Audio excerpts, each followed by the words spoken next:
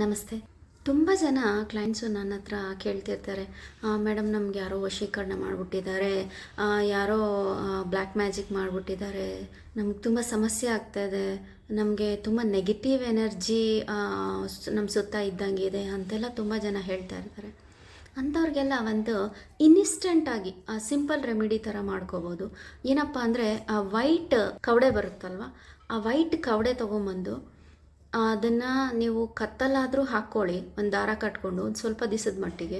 ಇಲ್ಲ ಅಂದರೆ ಅದನ್ನು ಒಂದು ನೀರಿನ ಬಟ್ಲು ಅಥವಾ ನೀರಿನ ಲೋಟದಲ್ಲಿ ಹಾಕ್ಬಿಟ್ಟು ಅದನ್ನು 1-2 ಅವರ್ಸ್ 3 ಅವರ್ಸ್ ಬಿಟ್ಟು ಆಮೇಲೆ ಅದನ್ನು ಕುಡೀರಿ.